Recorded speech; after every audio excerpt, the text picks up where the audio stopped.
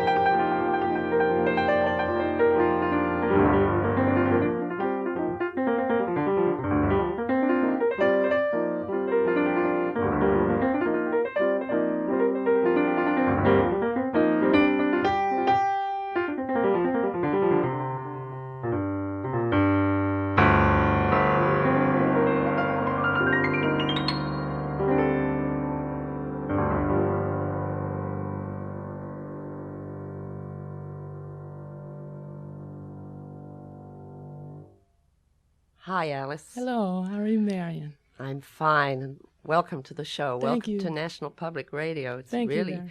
great to have you here, and it's just wonderful. I really didn't dare hope that you'd be able to be with us. Thank you very much. Thank you for inviting me. You know, I haven't heard you play for such a long time, and except on records, of course, and mostly the harp, not piano. Oh, That's mostly what you play nowadays, isn't it? sometimes I'm playing the harp, and I think organ, though. I like the large console organ. The sound of it is very beautiful. It is. Well, that's news to me. I didn't know that you... Did you do that all the time, or was that... Well, as a youngster, recent? I played the organ in churches, you see, all the time. Yes. At home? Not at home, because we didn't have an organ in the house, but in the churches. I mean when you were growing up in Detroit.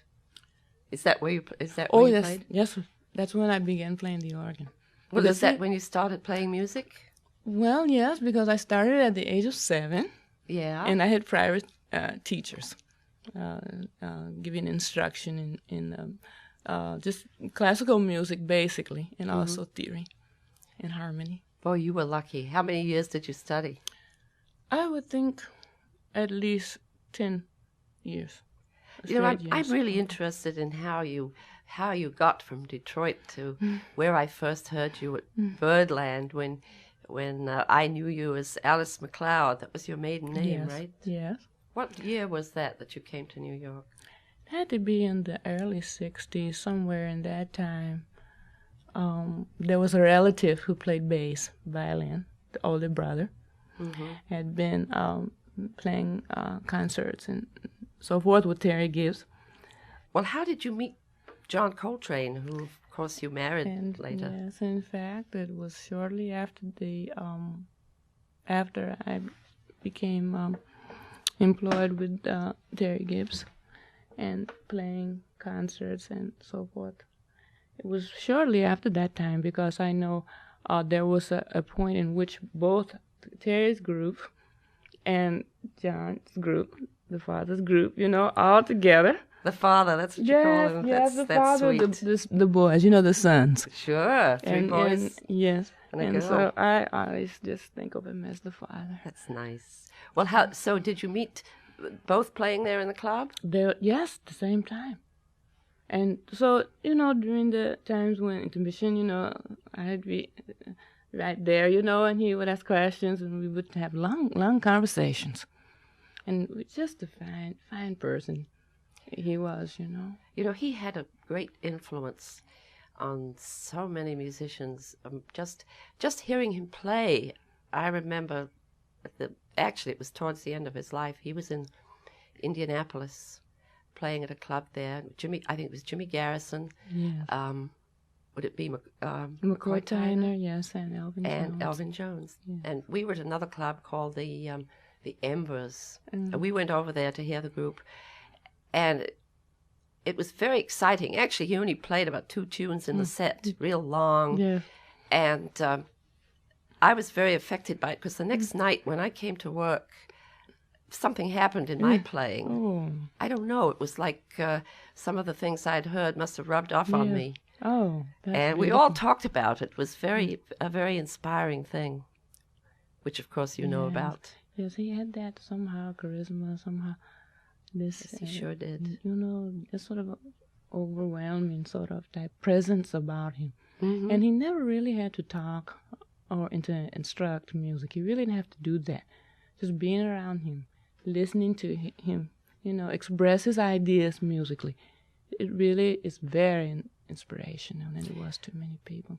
Let's do another of your pieces. All right. What's this one called? I like to play Prema, which means divine love. Prema is a Sanskrit word, and it, as I told you, translates as divine love. Beautiful. Okay. Thank you.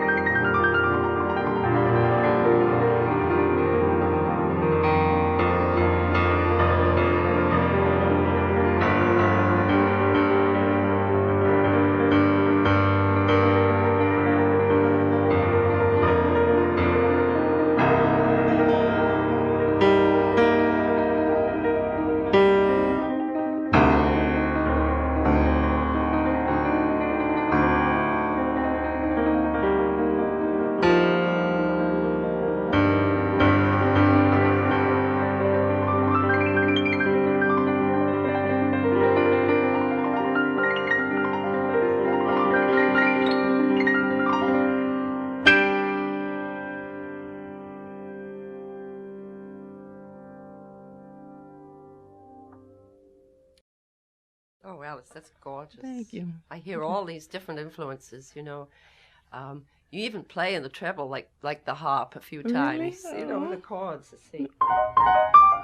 You know, like you Oh, get yes. the way you voice the chords, it almost sounds like the harp. That's really beautiful, and it has a lot of kind of a religious feeling. Oh, yes. Doesn't it? Yes. Well, do you belong to a certain religious group now? Yes, I'm associated with a spiritual center known as the Vedantic Center.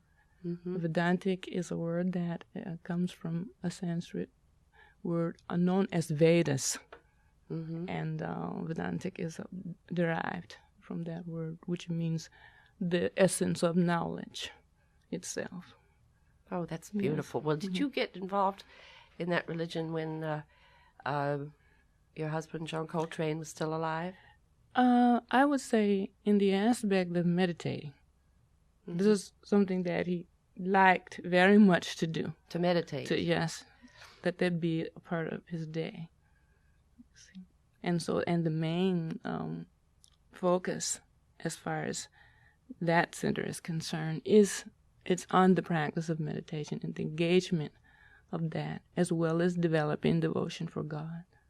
That's beautiful. And of course, I know so many people who do practice meditation, and I guess it's a beautiful thing because it's relaxing and it frees your mind from all the things that are going on in the world. Yes, it's very beautiful. But, you know, while you're playing that, all these scenes are going in front of my eyes. You know, it's groups of people, and you sort of have a feeling of a church and then trees. And I guess I've got a very wild imagination. I think I have a very beautiful, sense of understanding and a beautiful sense of appreciation because... Well, a piece like that has so many moods to it, and it's just lovely. Thank you. In fact, it's with great fear and trembling that I'm suggesting that we try a duet. That would be great. Maybe we can do one of John's tunes. Very good. Now, it's funny because I always thought of this.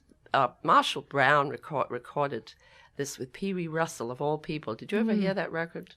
I don't believe so. And on the record, he called it Red Planet.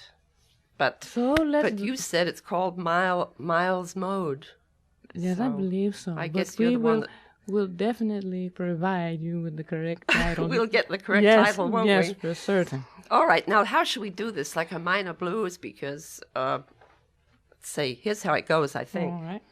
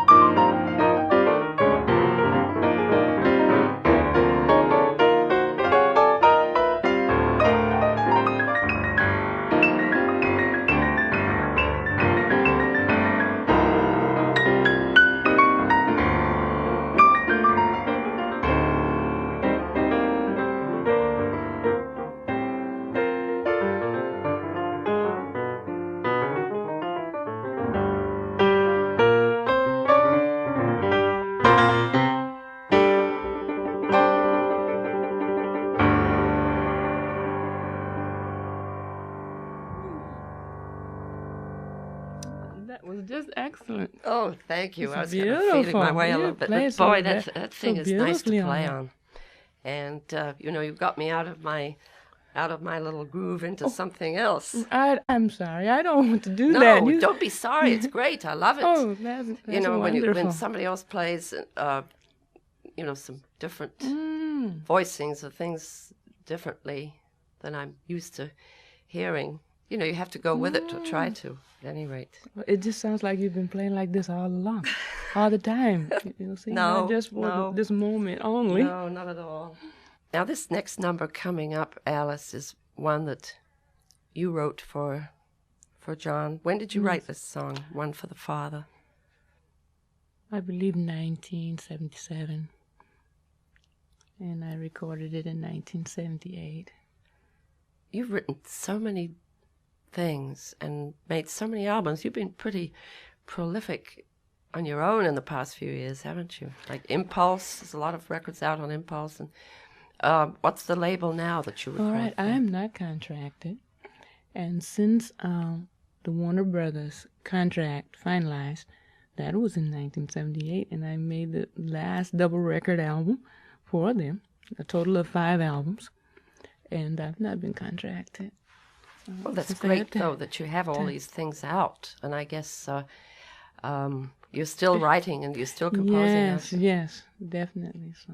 Well, I'm dying to hear this solo, One for the Father. Will you play it for me? Yes, I will. Okay.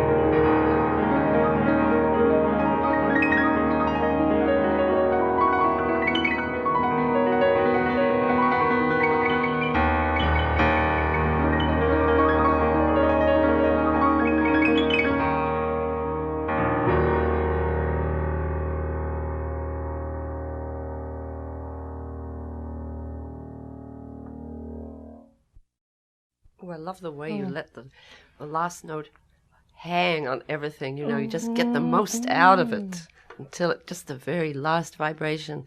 It's lovely. It's sort of, I don't know. It has so many different feelings to it of real deep emotion and fervor and excitement, and yet a sad feeling too. It's all in there. It's beautiful. You really play with such a variety of tone quality. It's lovely, Alice. Thank you. I guess I should mention to the people tuning in that I'm Marian McPartland, and this is my guest, Alice Coltrane, playing a piece you wrote for John Coltrane, and that was called One for the Father. There's more to come with Marian McPartland and her guest Alice Coltrane on Piano Jazz from NPR Music.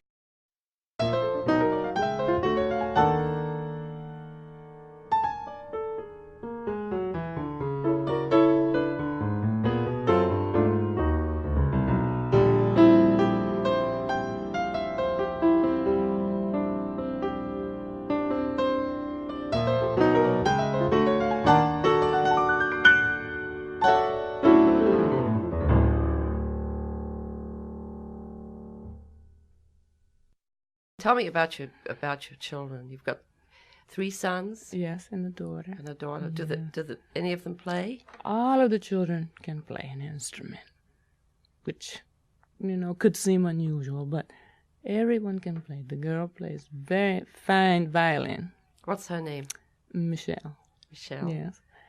And the boys, the oldest boy plays string bass, violin upright, John Jr. John Jr., of course. The middle boy plays soprano, saxophone. And what's his name? His name is Narayan, Ravi Narayan.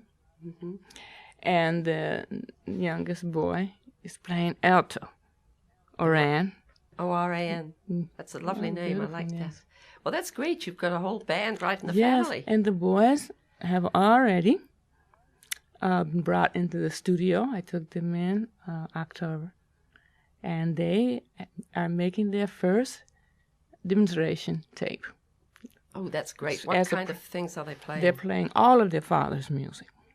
They're learning their father's music. I think that's great. You just must, at some point, I'm going to send you a tape as soon as I go and do the final mixing. I'll send you a tape. You must listen to them. You will be surprised. Oh, Marian. I'd love to hear that. Yes.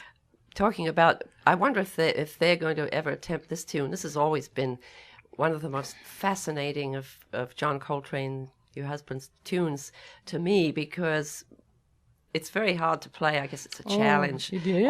All his music, a lot of his music is not easy, but this particular one, giant steps, and I think all the jazz musicians, the young kids coming up and the older people that play, everybody's been fascinated with this tune. It's such a intricate and yet such a perfect tune. Yes. Can I just play it like out of tempo and then we'll play it together? Yes, very good, Mary. All right, let me try. Very good.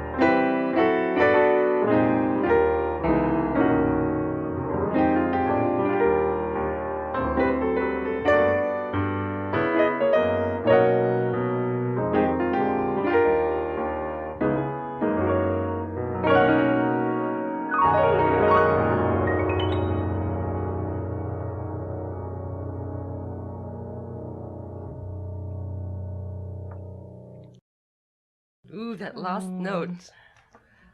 That's such a great song. It's very beautiful. Chords are just going, Huh? just one step at a time. So changing, moving piece it is. Yeah, and it's really hard for a bass player, because of all the changing chords, So you have to kind of go through the chords with a passing, like a line, like.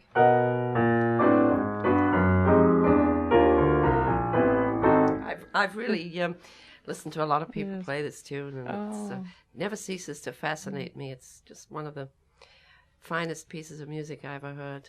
It is really great. And, and playing it with you, of course, is a very special thing to be doing, And well, I'm no authority on this music whatsoever. I'm not an authority on this music. I'm really just one who appreciates this kind of giving. Anyway, we were talking before about classical music, and it would be fun to see what we could get going on a Chopin Prelude. That would be great. I tried this out once at a workshop with some pianists that only, really hadn't done much jazz playing, and this piece sort of lent itself to improvisation.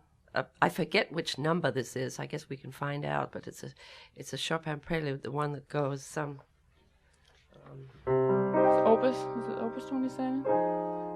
Opus 27? Maybe it is Opus 27.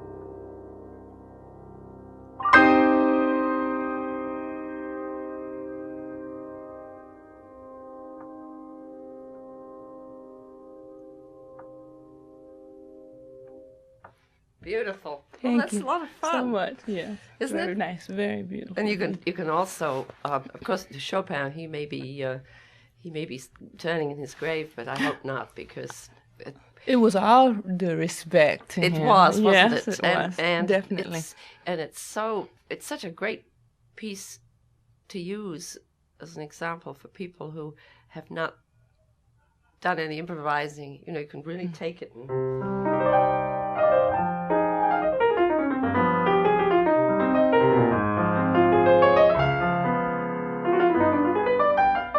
etc. Yes. etc. You know, I would like to play a tune for you if it's okay. Yes. This too is one of the jazz standards written by John Coltrane, and so here's my version of Naima. Oh, very Okay? good. Yes.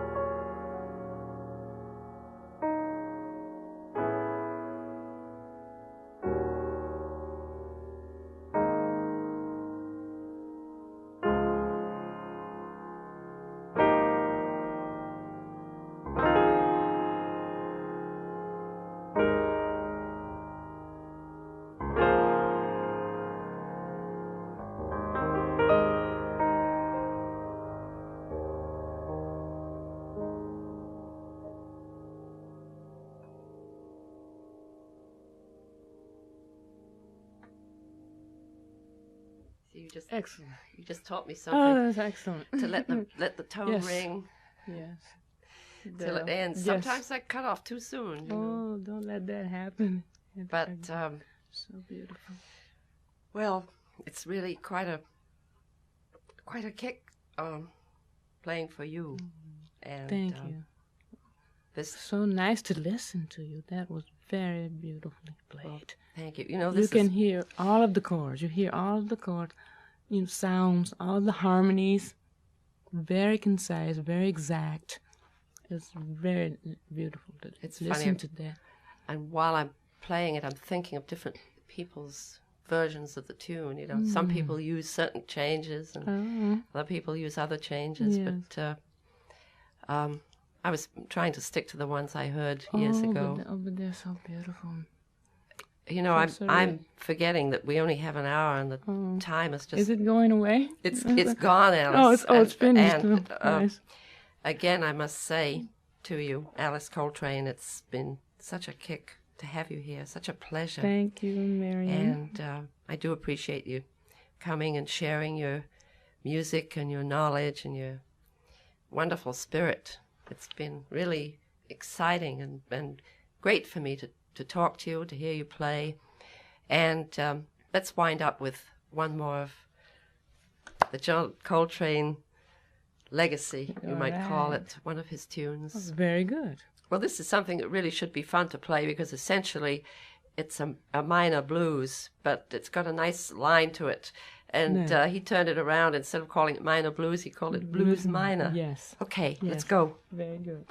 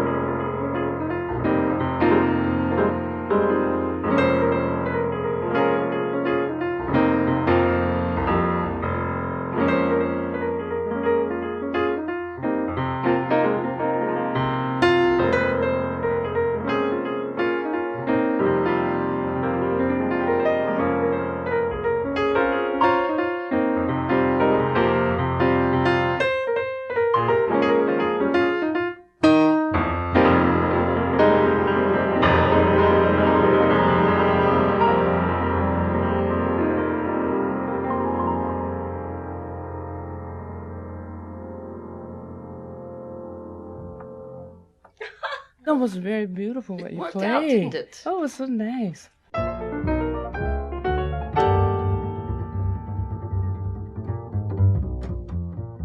You've been listening to Piano Jazz with Marian McPartland and her guest, Alice Coltrane. This program originally aired in 1982. Piano Jazz is a production of South Carolina ETV Radio and was created and produced by Dick Phipps. The executive producer, William D. Hay. We love to hear from you. Our email address is pj@scetv.org. Our postal address is 1041 George Rogers Boulevard, Columbia, South Carolina, 29201. For more information about the songs and artists heard on Piano Jazz, visit our website, pianojazz.npr.org. Support for Piano Jazz comes from the National Endowment for the Arts, the Friends of Piano Jazz, and NPR. Support for the digital restoration was provided by Save America's Treasures through a partnership between the National Endowment for the Arts and the National Park Service Department of the Interior. The original program was made possible by a grant from Exxon Corporation. Support for NPR comes from NPR stations and NPR contributors, which include the John D. and Catherine T. MacArthur Foundation, presenting the MacArthur Award for Creative and Effective Institutions. Winners are at macfound.org. And the William and Flora Hewlett Foundation, helping people build measurably better lives, on the web at hewlett.org.